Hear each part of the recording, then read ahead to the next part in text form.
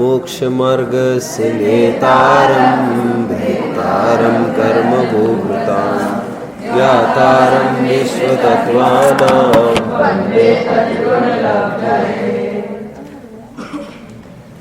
21वां सूत्र हमने पूर्ण किया। क्यों भाई, कहाँ पर थे? सम्यक कहाँ पर थे इतनी देर? कहाँ पर थे? हाँ, यहाँ पर थे। अब भी 21वां सूत्र कल हमने देखा। 12 व्रतों का संक्षिप्त स्वरूप हमने देखा। विस्तार से स्वरूप आगे आगे आएगा। 2-4 सूत्रों के बाद विस्तृत निरूपण चलेगा। 12 व्रतों में से मूल तो 5 अणुव्रत है और 7 उनके सुरक्षा कवच के रूप में, शील्ड, आर्मर के रूप में ये शील व्रत है। शील का एक अर्थ रक्षा ऐसा भी होता है। बाड़ की भांति, फेंसिंग कंपाउंड की भांति ये फसल की जिस प्रकार रक्षा होती है, उसी प्रकार ये 7 शील व्रत मूल पंचाणु व्रत की रक्षा करते हैं। लेकिन कोई 7 शील व्रत का ही उद्यम कर रहा हो और अणुव्रत का तो ठिकाना नहीं हो, ये ऐसी ही बात है कि फसल का तो ठिकाना नहीं हो और बागड़ बांधने में ही पूरा समय और पैसा व्यय करता हो। रक्षा किसकी? प्रश्न ये खड़ा होता है। जो हो उसी की तो रक्षा हो। और अणुव्रत भी किसके? जिनको सम्यक्त्व होता है। तो सम्यक्त्व पुनः अणुव्रत और उनका सुरक्षा कवच रूप ये 7 शील व्रत। तो चर्चा तो बहुत विस्तृत है। इसकी लगभग 15-20 घंटों में मैंने रत्नकरण श्रावकाचार्य में पिछले साल चर्चा की है। खूब मन भर के, पूरी तृप्ति होने तक मैंने वो प्रकरण लिया। अब शायद वो फिर कभी चले तो यहाँ पर तो जो मैंने कल 1 घंटे में बताया वो वहां पर काफी घंटों में आपको मिल सकता है। एक बिंदु वहां पर मैंने उठाया था जो यहां पर मैं उठाता हूं कि अनर्थ दंड विरति व्रत, इस शब्द की तरफ थोड़ा सा ध्यान दीजिए सब। अनर्थ दंड विरति व्रत, एक बार ऐसा विषय किसी सभा में आया कि अनर्थ दंड विरति व्रत ऐसा नहीं बोलना चाहिए, अनर्थ दंड व्रत ऐसा बोलना चाहिए। आपने भी कभी सुना होगा किसी के मुख से अनर्थ दंड व्रत कहते हैं, किसी ने सुना होगा, आम प्रचलन में है वैसे। तो उन्होंने भी कहा कि अनर्थ दंड व्रत कहना चाहिए, अनर्थ दंड विरति व्रत नहीं कहना चाहिए। तर्क उन विद्वान का यह है कि व्रत का अर्थ स्वयं में ही पाप से निवृत्ति है। पहला सूत्र देखे, हिंसा नृत्य हिंसा नृत्य स्तेया ब्रह्म परिग्रहेभ्यो विरतिर्व्रतम। पाप से निवृत्ति विरति ही व्रत है। जब विरति ही व्रत है तो अनर्थ दंड व्रत, बिना मतलब का पाप, उससे व्रत मतलब उससे विरक्त होना, निकल जाना, निवृत्त होना। आप पकड़ रहे? तो उनका यह कहना था कि यह पुनरावृत्ति हो जाती है ऐसा बोलने में। कितने जन मेरी बात को पकड़ रहे हैं? शाबाश, बहुत अच्छे, जो काफी संख्या वालों ने पकड़ा है, क्योंकि विषय वैसे सामान्य नहीं है तो गूढ़ वैसे। 8वीं वालों में से कितने जन ने बात को पकड़ा मेरे? शाबाश, वेरी नाइस। आगे आप समझ रही हो? विरति और व्रत 2-2 बार क्यों बोला जा रहा है? फिर तो उनका ये कहना था वहां पर, और तर्क भी उन्होंने दिया था जो बिल्कुल ठीक लगता है। लेकिन समंतभद्र स्वामी ने तो स्वयं ने ही विरति भी बोल दिया और व्रत भी बोल दिया। मैं तो ये कह रहा हूं कि हम कंफ्यूजन क्रिएट ना करें। कंफ्यूजन क्रिएट ना करें मतलब विरति लिखे तो न लिखे तो अर्थ तो आपको वही समझना, समझ रहे? बिना प्रयोजन का पाप, अनावश्यक पाप, मर्यादा में भी उससे विरक्त, उससे निवृत्त होना, त्याग होना उसका। एक बिंदु ये हो गया। अब एक नए दूसरे बिंदु की तरफ हम बढ़ते हैं। ओके, देखिए वैसे चलना है अभी 22वां सूत्र, और इसका थोड़ा सा मैं आपको बता दूं इसका पूरा रूपरेखा क्या है। वैसे 22वां सूत्र तो ये है, मारणांतिकी सल्लेखनाम जोशिता सूत्र ये है। ये भी बहुत गहन सूत्र है। वैसे सूत्र का अर्थ ही स्वयं में गहन वचन होता है। समझ में आता है क्या बोला? सूत्रम इति उच्यते बुधे अल्पाक्षरम संदिग्धम सार्वद गूढ़ निर्णयम निर्दोषम हेतु तथ्यम सूत्रम इति उच्यते बुधे। ज्ञानी जन इनको सूत्र कहते हैं। सूत्र मतलब एक अल्प अक्षर में हो, शॉर्ट होना चाहिए, एकदम शॉर्ट। दवा होती है इतनी सी होती, इतनी सी। एक्सट्रैक्ट होता है वो पूरा, आप समझ में आता है? किलों का एक्सट्रैक्ट ग्राम में आकर रह जाता है वो। इतना सा खिलाओ काम हो जाता है, इतना सा जीभ पर डालो काम हो जाएगा। एक्सट्रैक्ट। मुझे क्या कहना था वैसे? सूत्र ये स्वयं आचार्य देव कम बोलते हैं, और कम बोल के भी एक एक शब्द इतना सारगर्भित होता है कि एक को हटाओ तो वो प्रसंगी समझ में नहीं आते। Each and every term important हो जाता है उसमें। उतना ही बोलते हैं, ना कम ना ज्यादा। ज्यादा बोल के पिष्ट पेशन नहीं करते, और कम बोल के किसी के सामने संदेह खड़ा हो ऐसा भी कम नहीं बोलते। और उसमें भी ये सूत्र थोड़ा सा विचारणीय है। मारणांतिकी सल्लेखनाम जोशिता। ये बोलो अक्षत, क्या बोलो? बैठो। कौन ज्योतिषी? अपने वो वाले ज्योतिषी कौन आए थे यहाँ पर? प्रकाश दादा ज्योतिष की बात कर रहे हैं कि तुम्हारे वो आयुष भैया ज्योतिष की बात कर रहे हैं? मिस्टर कुंडली, ये जोशिता है, आप समझ लेना। ज्योतिष वोतिष की बात नहीं चल रही है, जोशिता की बात चल रही है। समझने लायक बात यह है, सल्लेखना का एक सूत्र डाल दिया यहां पर इन्होंने। किसका? सल्लेखना। तत्वर सूत्र में भी सल्लेखना का वर्णन है तो, और विस्तृत वर्णन फिर टीकाकार बोलते हैं।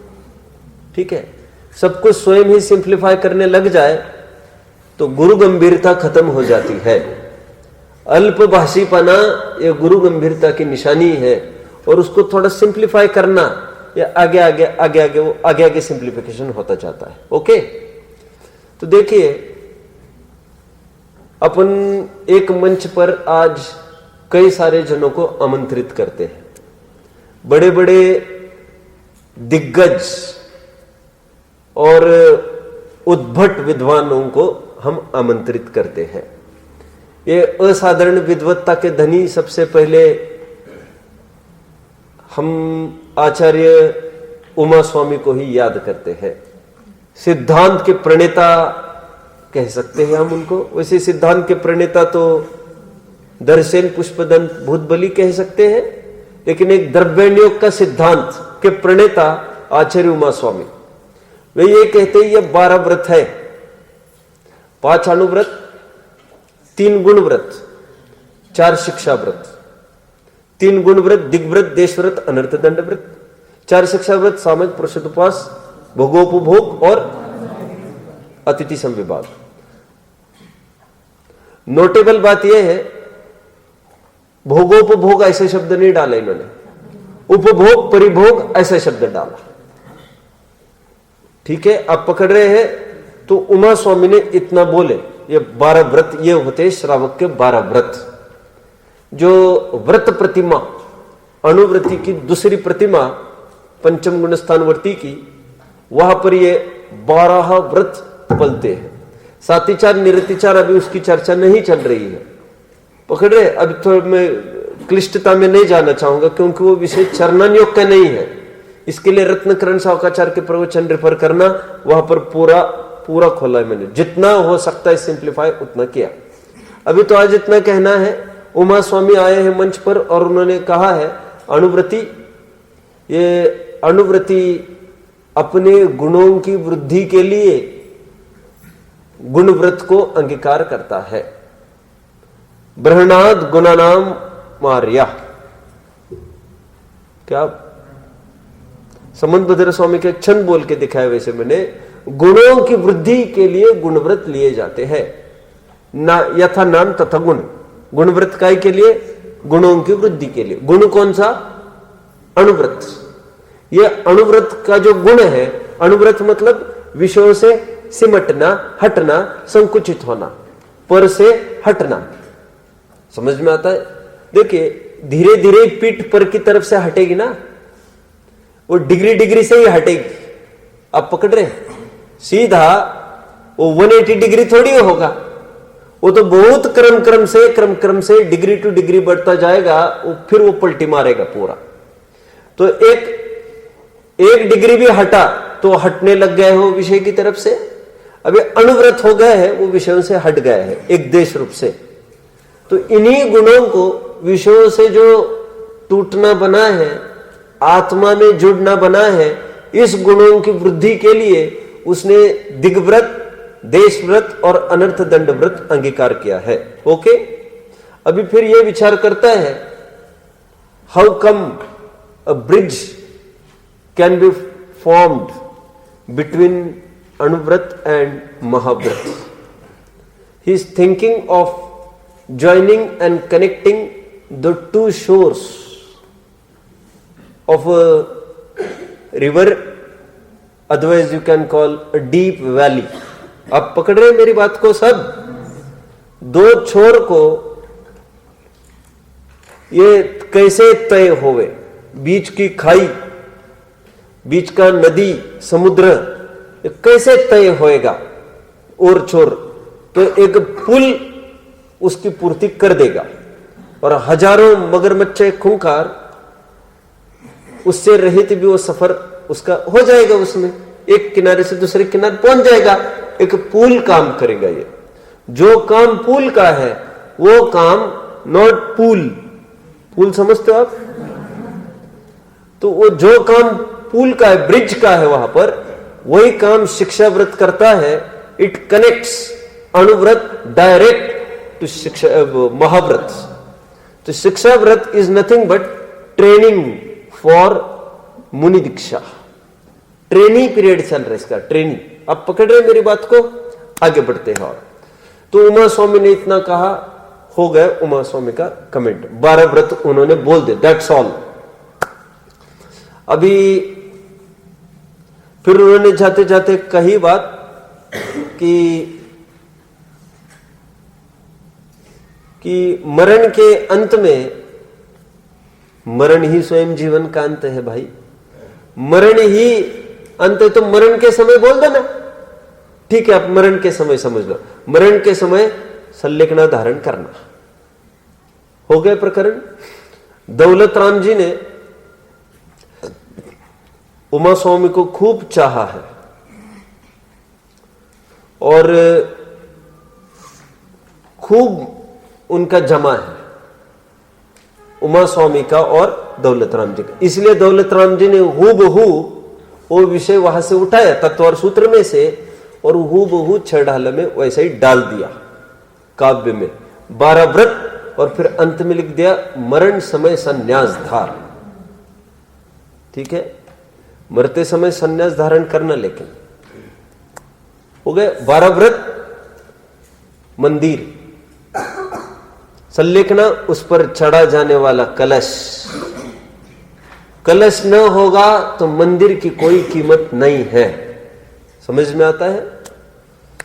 इस भ्रम में नहीं रहना कि हम व्रती हो गए हैं, व्रत पालन करते हैं, अच्छों को ठोकर लगती है मरण समय में, गाफिल नहीं होना उस मोमेंट में। हजारों वर्ष भी जो व्रतों में निकाल सकता है, मरण में उसकी पक्की कसौटी होगी। हम तो ये कह रहे हैं जीवन खराब भी गया हो चलेगा, अंत भला सो सब भला। यदि अंत यदि अच्छा होगा निकलेगा वो जल्दी, संसार में ज्यादा नहीं रहेगा फिर। लेकिन जीवन भर प्रैक्टिस कर करके, मुनि भी जीवन भर प्रैक्टिस कर करके एकदम गाफिल हो जाते हैं यहां पर किनारे पर, क्योंकि एक साथ अनंत प्रतिकूलताओं का अचानक हमला, उसका नाम है मरण। अचानक हमला, शरीर बोलने लगता है। जितने संयोगों के बीच में आप रहते हैं सभी बोलने लगते हैं, समझ में आता है। फिर सभी जन, एक पोता भी नहीं, छोटे से छोटा बच्चा भी कुछ नहीं देखता, फिर उनको समझ में आता है। वो अपनी गेंद खेल रही है, अपना पानी मांग रहे, पानी के लिए तरस रहे हैं, वो आएगा फटाफट, बॉल उसका गया है, वो अपने बॉल को ढूंढने आया है, वो हाथ उसके बस चले, वो हाथ हटाएगा ले लेगा। उसका तो बचपना है ना, वो तो कुछ नहीं समझता ना ये क्या कर रहे, समझ में आता है। हर प्रकार से बेबस, मजबूर, उपेक्षित हालत, ये बुढ़ापा। इसलिए अधिकांश जने तो कहते हैं भैया बुढ़ापा हमको नहीं आए, समझ में आता है। अधिकांश जन बुढ़ापा चाहते ही नहीं है, महापराधीनता में कौन जिए, और फिर टट्टी पेशाब के लिए भी उठना नहीं बनेगा, वो कल्पना कर आप सब दिमाग में। खान पान की तो हम समझ सकते भाई ये कौन करेगा, नौकर सब कर सकता है, ये कौन कर सकता है, समझ में आता है। बच्चे कब तक करेंगे इसको, कोई नहीं करना है, बच्चे कोई नहीं कर सकता ये तुम्हारा, समझ में आता है। बच्चों को तो कुछ करना ही नहीं है आजकल, बच्चों को फुर्सत कहाँ है, काम वाले लगा दिए हैं, और काम वाले भी इतने अप टू डेट रहते हैं, उनके बच्चों को भी वे नहीं संभालते। तुम्हारे बच्चों को कौन संभालने बैठा है यहाँ पर, और उनकी टिट्टी पेशाब कोई नहीं निकालने बैठा है, समझ में आता है। तो एक बस रह जाता ऑप्शन, डायपर लगाओ, चलो निकले बाहर। डायपर समझते आप, बस फिर वो क्या हो रहा है क्या नहीं हो रहा है कुछ नहीं देखना, सुबह से लेकर शाम तक, फिर शाम आए, फिर एक तरफ फेंक फाक दिया उसको, आउट, फिर नेक्स्ट डे नेक्स्ट। मेरे स्वास्थ्य की पूरी मिट्टी पलीद, समझ में आता है। संस्कार के नाम पर, योगदान के नाम पर माँ बाप कुछ नहीं करना चाहते। रेडीमेड जैसे पालना घर होता है ना, जैसे रेडीमेड बच्चा बढ़ जाता है, उनका बस चले तो बटन दबाए तो वैसे ही बड़ा कर दे बच्चों को। ये कौन करे मगज मारे, उनको लगता है, समझ में आता है। उनको ये नहीं लगता ये स्वर्णिम अवसर है, एक एक समय उनमें दिया गया निरंतर। जितना ठोकोगे, जितने बार ठोकोगे आप इसको, उतना उसका मोल्डिंग प्रॉपर होगा। आप समझते हैं प्रत्येक मिनट मोल्डिंग के लिए है, और जितना ठोकोगे आप, कुम्हार ठोकता है ना, निरंतर ठोकता रहता है। अब देखे होंगे कुम्हार है, लोहार है, बराबर उसको देखो, कभी आप गए, वो कभी पिचक जाता है ना कोई बर्तन, तो उसको देखो कैसे ठक टुक करके बराबर उसको बराबर अंदर कुछ डाल के उसको बराबर एकदम गोलाकार करते समय उसको देख लेना, बराबर निरंतर उसके हथौड़ी चलती रहती है, अंदर से वो मार्किंग करता रहता है। जितना चलेगा उतना वो लाभ दिखेगा, लेकिन दोनों तरफ से शिथिलता है, कोई बात नहीं उसमें। मुझे तो क्या कहना है वैसे, मैं कहां तक आया, मैं ये कहता हूं मूलाचार आदि बड़े बड़े ग्रंथों में भी ऐसा लिखा कि हीरे माणिक मोती से भरी जहाज, अचंबा, पूरे समुद्र को पार किया। समुद्र को पार करना कितनी बड़ी बात है महीनों में, क्योंकि समुद्र में आए दिन आपत्तियां खड़ी है, आए दिन।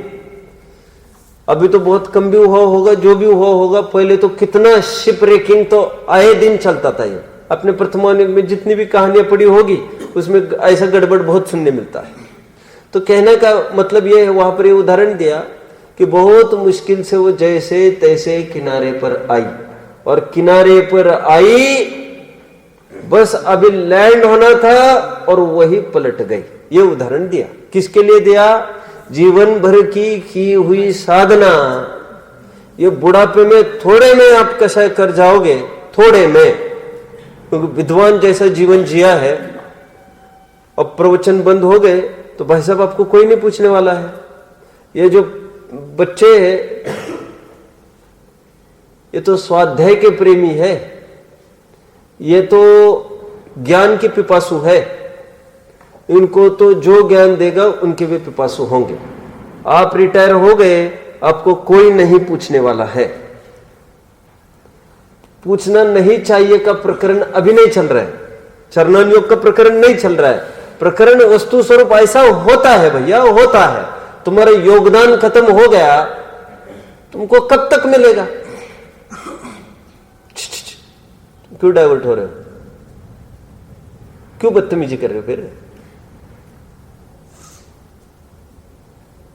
अरे तुम्हारे साथ बात कर रहा हूं भैया अमन।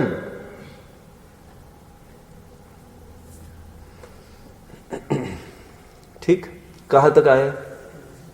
कहां तक आए? कौन जय जिनेन्द्र करेगा? कब तक करेगा? देखो, अरे गैरों की छोड़ो, अरहंतों में भी कोई चारा पानी नहीं डालता। ये इंद्रगण पूरी कतार लगा के वहां खड़े तीर्थंकरों की सभा के लिए। सामान्य अरहंतों को कौन तो पूछता है? तो उस क्या पुण्य नहीं गांठ का? तीर्थंकर का तो अपना गांठ का पुण्य भी है बराबर। तो सब लाइन में खड़े हैं, जन्म के पहले ही पहरा चल रहा है पूरा। और इनके तो जन्म से लेकर अब जन्म की तो क्या बात करें, केवल ज्ञान हो जाए, सब हो जाए, और सामान्य गंधकुटी, बाकी कोई रचना हो, कुछ हो, कोई जरूरी नहीं। मैं तो क्यों कह रहा हूं ये मरण की काल, तो उमा स्वामी ये कह रहे हैं 12 व्रत को पालन करके कॉलर ऊपर नहीं करना। तुम्हारी एग्जाम है, परीक्षा का समय है, वो तुम्हारा अंत में हम तुमको देखेंगे। अब पकड़े और पूरा जीवन अच्छा गया होगा और एकदम एग्जाम में गड़बड़ा जाएगा उस 3 घंटे के लिए, तो साल भर का कितना मिलेगा उसको? साल भर का कितना मिलेगा उसको? आप समझ रहे हैं मेरी बात को? जीवन भर व्रत पाला हो, एक बात कह दी उमा स्वामी ने, मारणांतिकी सल्लेख नाम जोशिताम। दौलत राम जी ने भी तुरंत बोल दिया, मरण समय संन्यास धार। आगे चार्ट वाइज बन सकता है, वैसे मैं अच्छी अच्छी बातें बताऊंगा आपको। बस उपभोग परिभोग को उमा स्वामी का जो शब्द था वो थोड़ा बदल कर दौलत राम जी ने भोग उपभोग ऐसा रखा। आप पकड़ रहे सब मेरी बात को? जिसको वे उपभोग कहते हैं ना, उसको दौलत राम जी तो भोग कहते हैं, और जिसको वे परिभोग कहते हैं उसको ये उपभोग कहते हैं दौलत राम जी। ये आम प्रचलन शैली सबने फॉलो की है उमा स्वामी के अलावा। एक बार भोगा जाए भोग, बार बार भोगा जाए सो उपभोग, प्रचलित ये है। उमा स्वामी ने ऐसा नहीं किया, एक बार भोगा जाए उपभोग, बार बार भोगा जाए परिभोग। भोगा भुक्त्वा भोगो पुनश्च भोक्तव्यम, ऐसे सूत्र डाला। क्या है मुक्ति? बोलो सूत्र, पूरा सूत्र बोलो। क्या अभी अभी कुछ बोला था मैंने, उसमें लिया कि भोग कर छोड़ा, भोग पुनश्च भोक्तव्यम, उपभोग। उदाहरण स्वयं दे रहे, अशन वसन, जैसे अशन भोग, वसन उपभोग, जो बार बार भोगा जाए। एक बात ये हुई। अभी देखिए, ये उमा स्वामी ने अपना मंच पर इतना डिलीवर किया। अब हुआ क्या है एक्चुअली, रत्नकरण सावकाचार के लेखक समन भद्र स्वामी मंच पर आए। बोले अभी अभी जो मेरे बड़े भाई ने यहां से बोला है, मैं उसमें और कुछ बोलना चाहता हूं। अपमान नहीं है ये उनका, पहले भाई का अपमान नहीं है ये। अभी पब्लिक थोड़ी सी कंफ्यूजन में हमको दिख रही है, श्रोता बदल गया ना उनका, मंदबुद्धि जीव आ गए, तो कह रहे हैं अभी जो 12 व्रत कहे हम कुछ कहना चाहते उसमें क्या।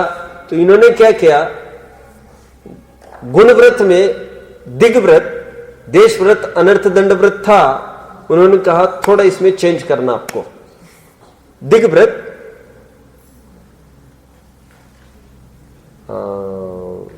भोगो भोग परिमाण व्रत और अनर्थ दंड व्रत, यहां पर ले लिया। अब पकड़ रहे सब मेरी बात को प्रॉपर। वहां का भोगो भोग उन्होंने इसमें लेके आए हैं। और शिक्षा व्रत में फिर क्या करेंगे आप? सामायिक प्रोषदोपोष तो एज इट इज रखो आप, भोगो भोग की पूर्ति, अरे देश व्रत वहां पर लेके जाओ आप पकड़ रहे। अभी ये ऐसा दाव पेच कर रहे थोड़ी सी, हालांकि इसमें कोई बड़ी सिद्धि नहीं कर पाए हैं, लेकिन ऐसा किया उन्होंने। फिर एक बात तो ये, फिर दूसरी बात ये है देश अवकाशिक, ऐसा नाम देना देश व्रत को। फिर तीसरी बात ये कहते हैं लोग अतिथि समविभाग व्रत का अर्थ ही नहीं समझते। बोले किसका? अतिथि समविभाग का अर्थ नहीं समझते लोग। तो लोग ये समझते हैं बोले कि अतिथि मतलब तो मुनि, मुख्यता से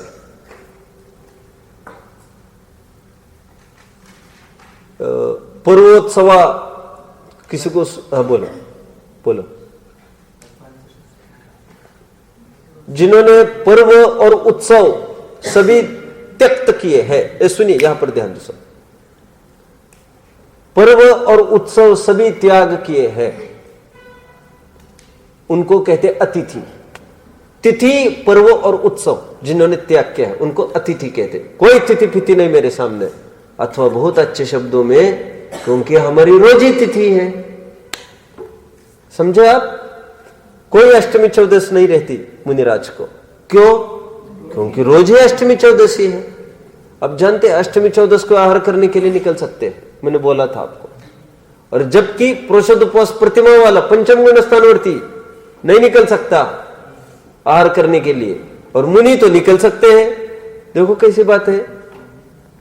हाँ, ये छोटों के लिए नियम बताया है, बड़ों के लिए कोई बाइंडिंग नहीं है नियम बोल रहे आप। हाँ, कि भोजन से दूर रहेंगे तो धर्म साधना अच्छी होगी अल्प भूमिका में, और बड़ी भूमिका में वे समझदार हैं, उनके प्रति कोई उंगली नहीं उठाएगा, वे जो करे सो करे। समझ में आता है?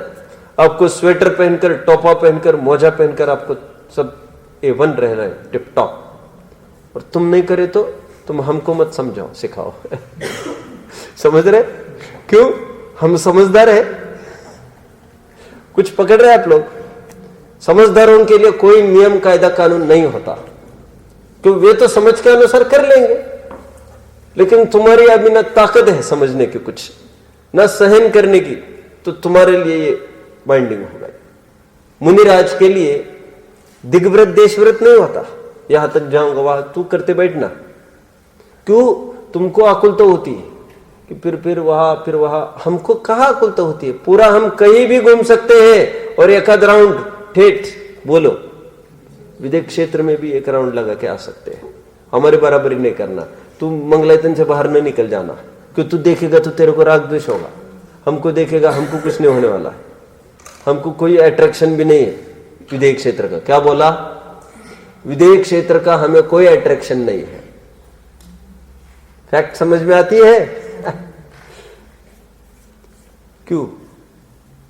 कुन स्वामी को कितना अच्छा लगा होगा विदेश क्षेत्र जाके आने के बाद। क्या मिला होगा उनको?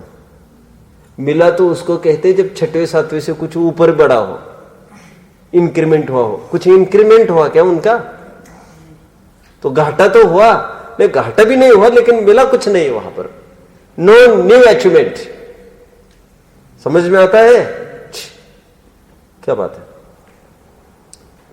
तो समंतभद्र स्वामी आए, वे ये कह रहे लोग अतिथि समविभाग व्रत का अर्थ ही नहीं समझते। अतिथि मतलब प्रमुखता से मुनि, जिनकी ना आने की तिथि, जिनके ना जाने की तिथि, और तिथि पर्व उत्सव उनके जीवन में कुछ नहीं होता। सुनो, उत्सव नहीं होता, पर्व नहीं होता, पंच कल्याणों में आएंगे नहीं, जाएंगे नहीं, कोई विशेष अट्रैक्शन नहीं होता उसको उनके प्रति। ओके, तो कहते हैं अतिथि और समविभाग का अर्थ ऐसा करते बोले लोग, मुनि को भोजन दे फिर कर ही आहार।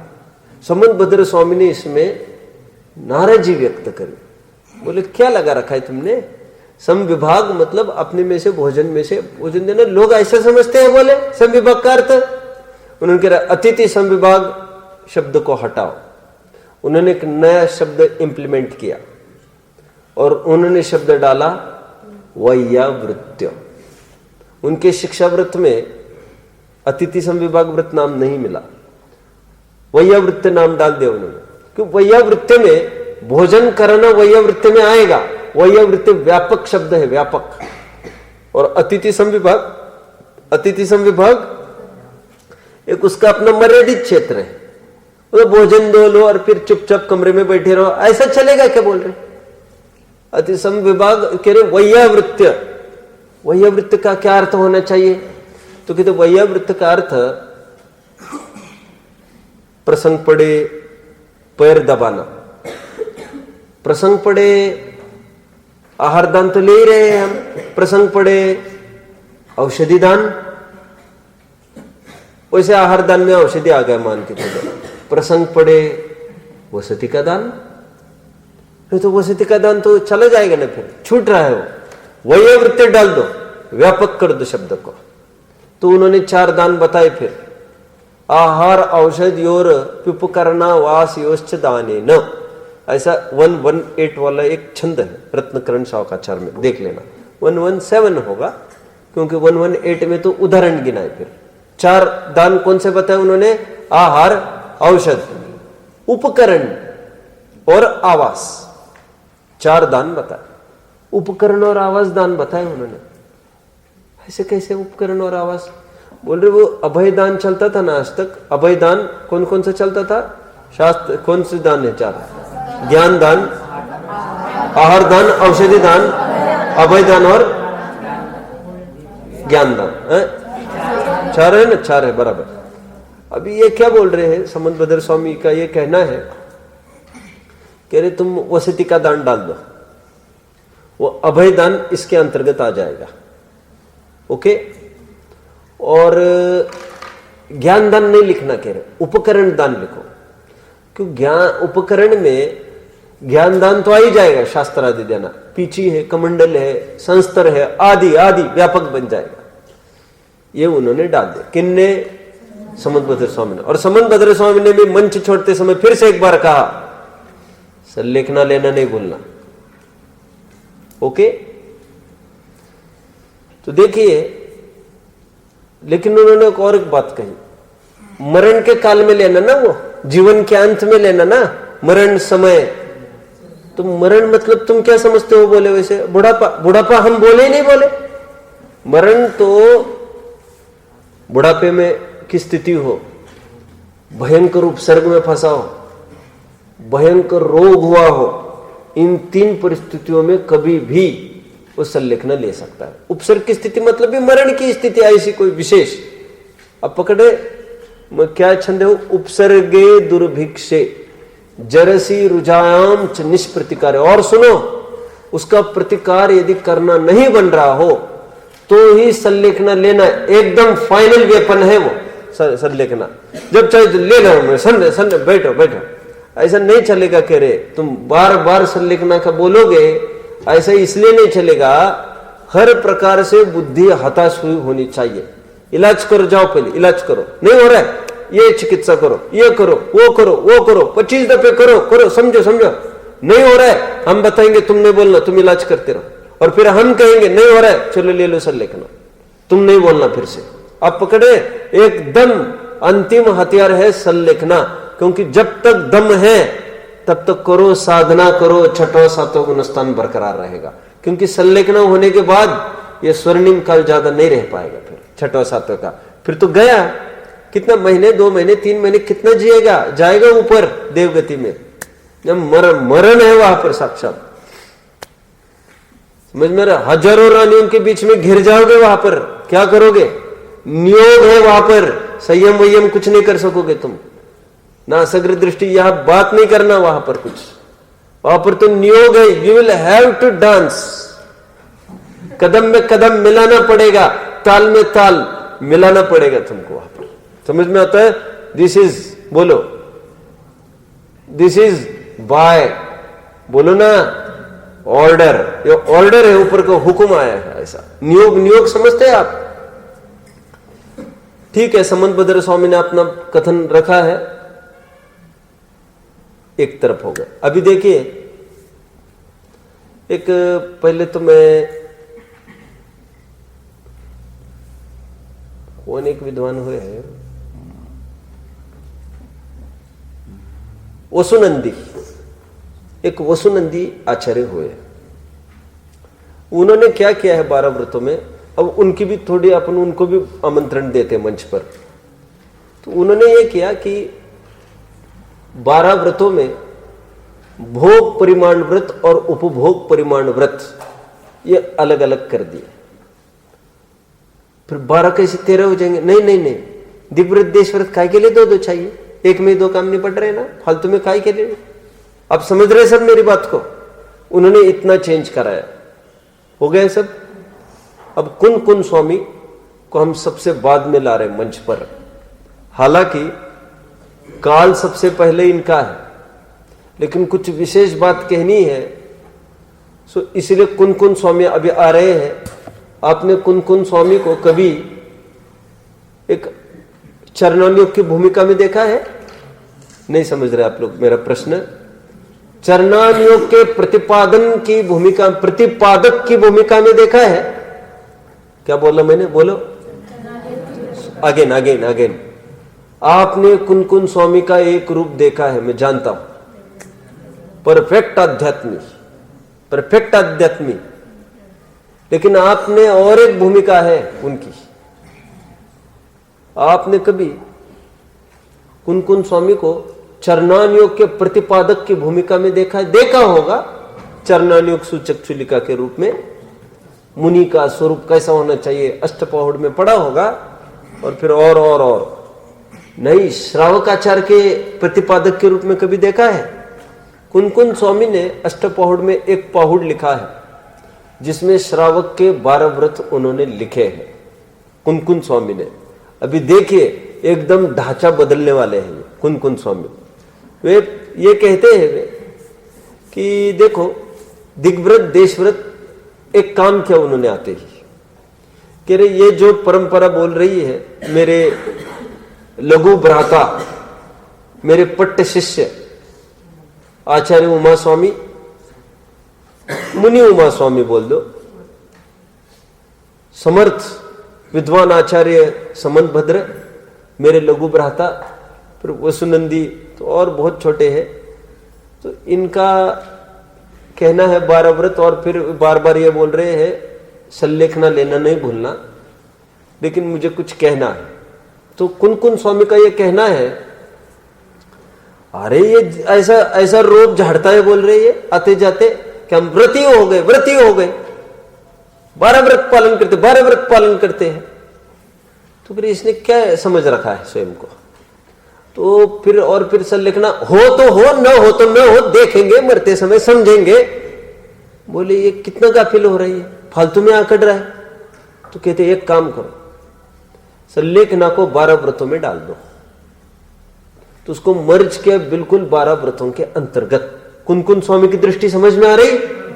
इसको एक्सेप्शनल सब्जेक्ट मानकर, सॉरी ऑप्शनल सब्जेक्ट मानकर उसको फिर देखेंगे, हो तो हो, न हो तो हो। तो व्रती होने 12 व्रत तो है ना हमारे, हम कहा 11 है, कहा कम है, सब है पूरा 100%। कह रहे इसने बिल्कुल ऑप्शनल समझ रखा है उसको कि मरण समय हो नहीं तो नहीं हो, तब भी व्रती होगा। इसको इंपॉर्टेंस समझ में नहीं आ रहा है सल्लेखना का, इसको पता नहीं है अभी इतनी बुरी मौत मरेगा ये प्रतिकूलता आने पर। इसलिए लिखा है समाधि तंत्र आदि ग्रंथों में कि अनुकूलता समय में जो सहज ही पलता है ये अमन। क्लास यहां चल रही तो यहां वहां क्यों देखता है? ऐसा लिखा है, ज्ञानी जन तो प्रतिकूलता आने के पहले अनुकूलता की स्थिति में ही बुद्धिपूर्वक प्रतिकूलताओं को खड़ा कर करके स्वयं को आजमाते रहते हैं। आकस्मिक आई हुई प्रतिकूलताओं को सामना करने की तैयारी के रूप में बुद्धिपूर्वक ओढ़ते रहते हैं प्रतिकूलता, क्योंकि वो प्रसंग आए तो पूरी संलेखना की तैयारी के लिए सब चल रहा है। समझ में आता है? एक नहीं, दो नहीं, 48 का ग्रुप उनको संबोधन के लिए रुक रहा है। समझ में आता है? मुनि मतलब कोई साधारण जीव है क्या? सिंह वृत्ति वाला जीव, और उसके लिए 48 मुनि अपने आवश्यकों को छोड़ के, कई जन भोजन पान को छोड़ के कई जन अपनी सामयिक आदि को भी छोड़ के बराबर बैठे हैं, प्रसंग पड़े तो रात में भी बोलेंगे, उपदेश देंगे। अंतिम घड़ी है, चूकने न पाए। समझ में आता है? Last impression is the only impression. हमने ये समझ में आता है? आपने कुछ लिखा पेपर में और इरेज करके नया लिखा तो देखा तो नया ही जाएगा ना। हुआ क्या अंत में? अंत कैसा हुआ ये बताओ हमको। जब जितनी फिल्में चलती है, 3 घंटे की फिल्में चलती है, ये फिल्म का पूरा क्या है? पूरा फिल्म लड़ाई झगड़े में खत्म हो जाए, चलेगा क्या फिल्म? एंड कुछ करना पड़ेगा ना प्रॉपर, तो एंड में दिखाना पड़ेगा सभी फैमिली मेंबर्स एक साथ लाइन में चेन से खड़े, और फिर वहां लिखा मिलेगा and then they lived happily. फिर कोई लड़ाई झगड़ा टंटा नहीं हुआ। 3 घंटे की फिल्म में अभी टंटा हुआ तो फिर फिल्म बंद होती क्या इनकी? टंटा तो बंद करना ही पड़ेगा ना इनको। मैं तो क्यों कह रहा हूं ये एंड क्या होता है उससे बात नक्की होगी, नहीं तो लोग एकदम गुमसुम से बैठे रहेंगे। अरे क्या होगा अभी तो मैं आता हूं, कोई बोलेगा मैं आता हूं पानी पीकर और द एंड। अरे ये क्या हो गया? ऐसा काम थोड़ी चलेगा ऐसा। तो कुन स्वामी को ये लगा ये समझ रहा है कि ये ऑप्शनल सब्जेक्ट है, फिर उसको 12 व्रतों में डाल दो। तो 12 व्रतों में डाल के किसको हटाएंगे? फिर उन्होंने वही सोचा, ठीक, देश व्रत और दिग् व्रत को अलग अलग से लिखने की आवश्यकता नहीं, हो गए 12 व्रत इसी में उन्होंने फिट कर दिए। और उमा स्वामी को क्या लगा, फिर जब डिबेट चालू हो, उमा स्वामी को ये लगा, देखो उमा स्वामी क्या कह रहे हैं अभी। फिर डिबेट होता है ना, डिबेट एक तो होता है अपना स्पीच देना, एक डिबेट कैसे होते जानते हैं आप लोग? आप लोगों के कॉलेज में नहीं होते ना, स्कूल्स में? स्कूल्स में होते कि डिबेट तुम लोगों के ओपन रहते, सब देख सकते क्या उसको? ऐसा भी नहीं है ना, मुझे समझ में नहीं आता। लेकिन ऐसा कैसे है ये स्कूल? हमारे स्कूल्स में कोई भी ऐसा मतलब डायरेक्ट स्टेज परफॉर्मेंस होता तो पूरा बैठती थी उसमें, पूरा स्कूल बैठता था, देखता था। तो एक एक डिबेट, हर सैटरडे को डिबेट हमारे सामने होता था। एलोक्यूशन हो, कुछ भी हो, वो देख देख कर हम सीखते थे। चलो मुझे तो ये कहना है, डिबेट में ये होता है जैसे डिबेट होना है, अपन मान के चलो कि सुबह पढ़ाई के पक्ष वाले एक तरफ और रात के पढ़ाई के पक्ष वाले एक तरफ, दोनों अपना अपना बयान देंगे। तो कोई सुबह वाला तो ये कहेगा भाई सुबह का तो बहुत अनुकूल टाइम रहता है, सुबह उठना तो स्वास्थ्य के लिए भी अच्छा होता है। दूसरा बोलेगा अरे बेवकूफ, यहाँ पर कोई स्वास्थ्य की बात चल रही, की पढ़ाई की बात चल रही, क्या कसरत की बात चल रही क्या यहाँ पर? अब सब जन सुनो, अभी वो ऐसा नहीं बोल सकेगा, लेकिन पहले 5-5 मिनट आपको केवल आपके विषय पर बोलना। जानते हैं आप डिबेट के नियम? देखो सुनो, ऐसा है 5-5 मिनट आओ और अपने विषय पर बोलो। हो गया, बैठ जाओ अभी एक तरफ। 10 पार्टिसिपेंट्स हो गए, 50 मिनट हो गए। अभी आधा घंटा चलेगा, ये पूरी लड़ाई चलेगी, डिबेट। फिर क्यों साहब तुमने ये कहा? ए पन्नू तू खड़ा रहे, तुमने अभी भी क्या बोला था? बेटे तुम्हें क्या हमारी ताकत है क्या? मतलब तुम्हारा ध्यान नहीं है तो तुम क्यों खड़े रह रहे? तो देखो फिर वो ये क्या है, तुमने ऐसा कैसे बोला, वैसे कैसे बोला, फिर लड़ाई चालू होती है। अभी डिबेट में देखो कुन स्वामी ये कह रहे हैं, कुन स्वामी कहकर निकल गए। अब आचार्य उमा स्वामी क्या बोलते हैं? देखो आचार्य उमा स्वामी का कहना है, देखो हमने संलेखना को अलग रखा है, वो कोई ऑप्शनल के रूप में नहीं रखा है। वह इस धोखे में ना रहे कि 12 व्रत जैसा यह भी, अन्य 11 व्रत जैसा यह भी एक व्रत है, और फिर बाकी के व्रत में थोड़ा ढुलपुल चलेगा, कभी अतिचार लगेगा तो फिर संलेखना में भी थोड़ा ढुलपुल चलेगा।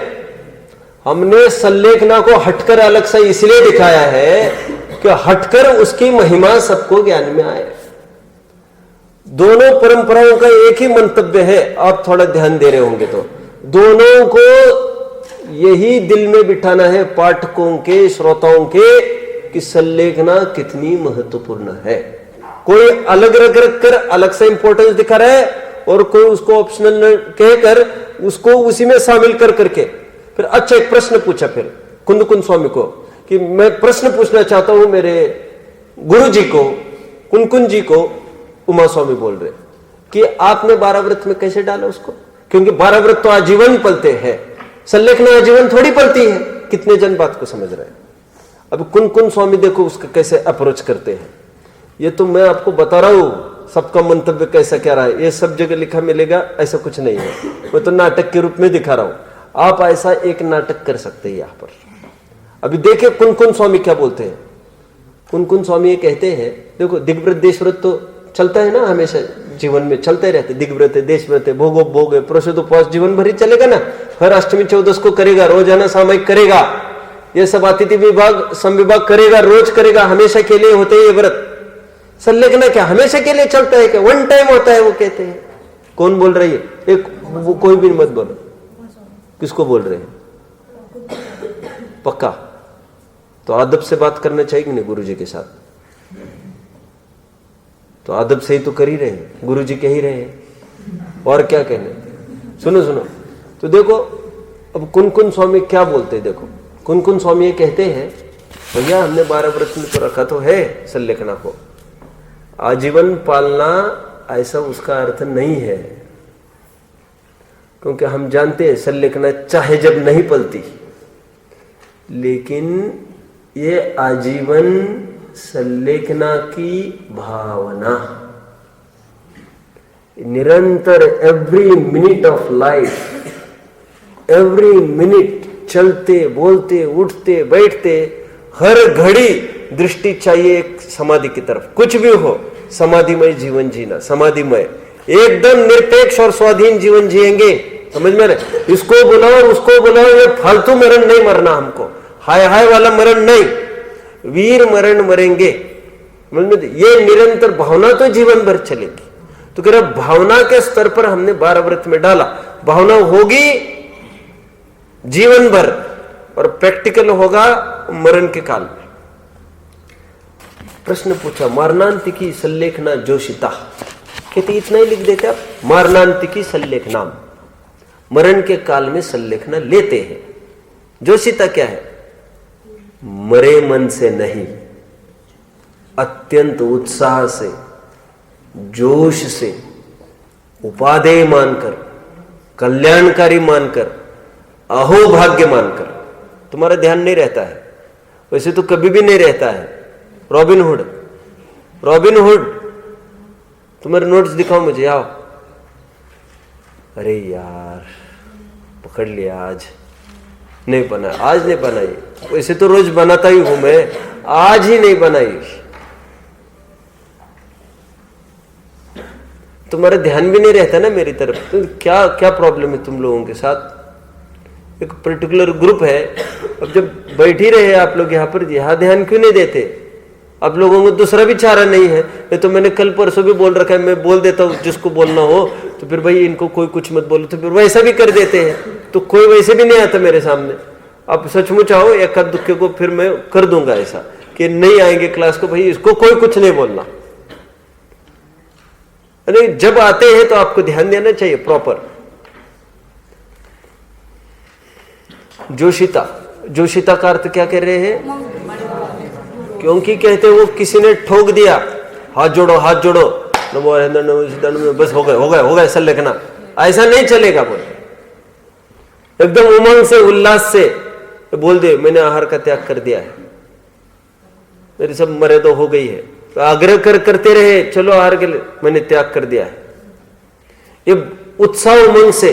अरे मैं तो ये कह रहा हूं कि समंत भद्र स्वामी ने, उनका देखो कितने उत्सव उमंग से संलेखना लेने आए थे, जबकि उनकी हालत अनफिट बताई एकदम। अब समझ रहे ना मेरी बात को? अनफिट इसलिए बताया, बस में कह दिया अभी तुम्हारी ताकत नहीं, संलेखना झेल नहीं पाओगे, तब भी पूरा स्पिरिट था उनको। तो आचार्य ने उनको कहा बस अनफिट हो, don't ask why and don't ask how, but disqualify क्या है, जाओ भेष बदलो, नो क्रॉस क्वेश्चनिंग, फिर से नहीं बोलना, जाओ हमने हित रूप माना है। वो भी तप है उनके लिए, समाधि बिगड़ना नहीं चाहिए। समझ में आता है? एकदम जोश उमंग से लेते हैं, और जोश उमंग से नहीं लेंगे संलेखना, और एक संलेखना यदि बिगड़ जाती है, मैं हमेशा कहता हूं, यदि एक, लोग अभी भी कहते हैं भैया ब्रह्मचर्य ले लेना जीवन में। साहब किनका ब्रह्मचर्य टिका है सो हमारा टिकेगा, तुम्हारा तो बिल्कुल नहीं टिकेगा भाई।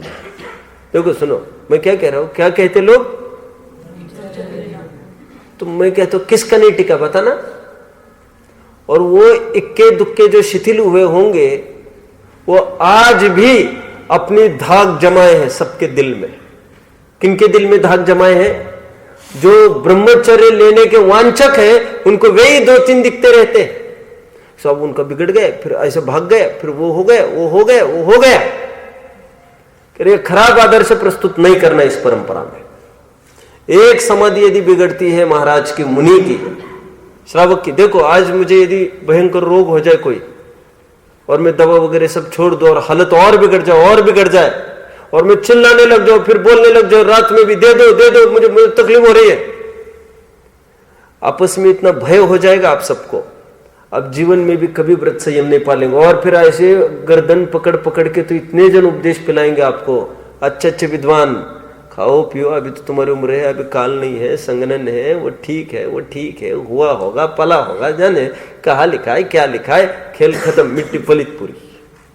एक जन भी भ्रष्ट होता है मूल मार्ग से, वो कितनी अप्रभावना कर सकता है इसकी कल्पना नहीं है। तो सल्लेखना मरते समय चुपचाप चले जाना, चिल्ला चोट नहीं करना यहां से, समझ में। एक मंगलायतन में से एक निकला, क्या करेगा, सब जगह गंदगी फैलाता रहेगा। तो जाता है बहुत शांति से जाओ, प्रेम से जाओ, चिल्ला चोट मत करो। आप समझते हैं मेरी बात को? जाने का काल, बहुत विदाई का काल एकदम शांति का होना चाहिए। लड़के हमारे घर कैसे रही, मेरी बहन हमारे कितनी जब महत्वपूर्ण है, शादी हो रही है, मैंने कल कहा था डामर पोत कर नहीं भेजेंगे, हल्दी पोत कर भेजेंगे उसको शांति से, फिर आनंद भी, आंसू भी, सब और बहुत अच्छे से अच्छे घर में भेज देंगे। होगा कि नहीं होगा? रस्म होती उसको प्रॉपरली अदा किया जाएगा। तो जाते समय बहुत संलेखना लेना, बहुत जोश से लेना, थोड़ा गाफिल हो जाओगे, ये सबके सामने आदर्श ठीक नहीं होगा।